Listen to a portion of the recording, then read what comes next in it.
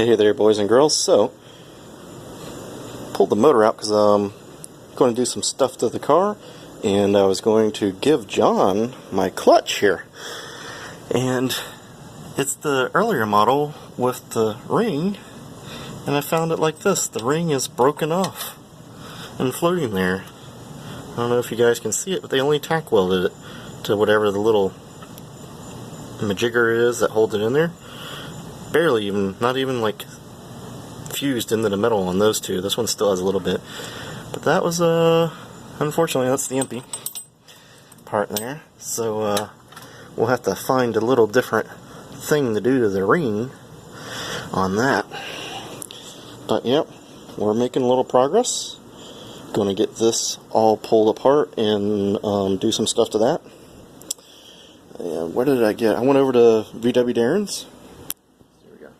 So Darren's doing okay. He's alive, boys and girls. People are wondering where he's at. He was saying something about his YouTube account. He's having trouble posting videos to it. It will let him log in, but I guess he can't figure out how to get it to upload videos now. So I don't know anything about how to fix that.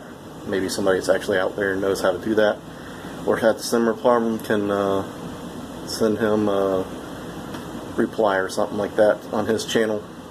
Anyways, he gave me a specialty, a little goodie. This cool little manifold. It, I think, from what we looked up, me and John found out these came on like early 80s, late 70s, 2.34 turbo cars or something. That's what we're kind of finding. Has little passages here. Probably was for water to preheat the manifold.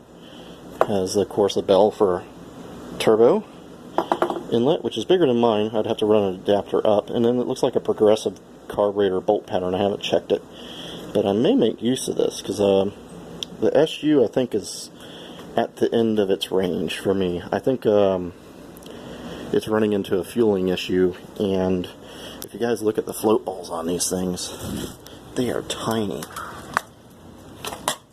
You know, there's my thumb. It's deep, but on the inside is really tiny, and then the needle inside is incredibly small. Like a Weber IDF or something like that's huge. Even a stock Volkswagen carburetor is massive compared to that for the needle in there. It takes like I think a 8mm or a 10mm wrench, and then on the inside of that is where it has like two little holes to dribble fuel out. So I may be at the end of the rope for the SU as far as that style of float ball goes, is what I'm thinking. So anyways, we're going to keep playing with all this stuff and show you the header real quick compared to a rusted header. Look how blue it is. Alright. And all the pipes are weaker now. Usually I can grab a J-tube and kind of wiggle the motor out, but as soon as you do that, they move. So it's tempered it. It's, you know, like annealed it and made it softer, unfortunately. Good thing is, like all this with the bends, it still sits up pretty good and hard where it should be. Just the J-tubes are much weaker now. So never run the header wrap on a Volkswagen. It's just too much. And that's probably why the whole car is running hotter with it on there. The engine compartment was all hotter. Everything was hotter.